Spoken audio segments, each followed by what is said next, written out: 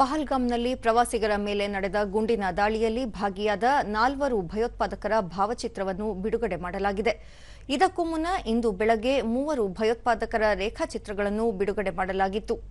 ಪ್ರತ್ಯಕ್ಷದರ್ಶಿಗಳ ಹೇಳಿಕೆ ಆಧರಿಸಿ ರೇಖಾಚಿತ್ರಗಳನ್ನು ರಚಿಸಲಾಗಿತ್ತು.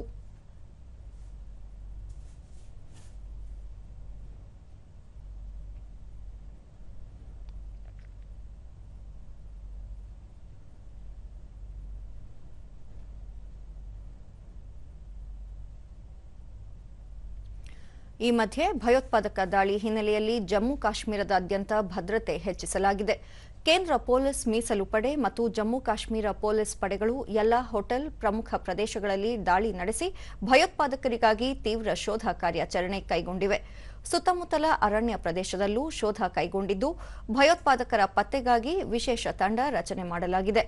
ವಾಹನಗಳ ತಪಾಸಣೆಯನ್ನು ಹೆಚ್ಚಿಸಲಾಗಿದ್ದು ಪ್ರಮುಖ ರಸ್ತೆಗಳು ಮತ್ತು ಸೂಕ್ಷ್ಮ ಪ್ರದೇಶಗಳಲ್ಲಿ ಹೆಚ್ಚುವರಿ ಪೊಲೀಸ್ ಚೌಕಿಗಳನ್ನು ಸ್ಥಾಪಿಸಲಾಗಿದೆ. ಶ್ರೀನಗರ, ಗುಲ್ಮಾರ್ಗ್ ಸೇರಿದಂತೆ ಅನೇಕ ಪ್ರವಾಸಿ ತಾಣಗಳಲ್ಲಿ ತೀವ್ರ ಶೋಧ ನಡೆಸಲಾಗುತ್ತಿದ್ದು ವಿವಿಧೆಡೆ ತ್ವರಿತ ಪ್ರತಿಕ್ರಿಯೆ ಕೇಂದ್ರಗಳನ್ನು ಸ್ಥಾಪಿಸಲಾಗಿದೆ. ಗಡಿ ಪ್ರದೇಶಗಳಲ್ಲೂ ವ್ಯಾಪಕ ಭದ್ರತೆ ಕೈಗೊಳ್ಳಲಾಗಿದೆ.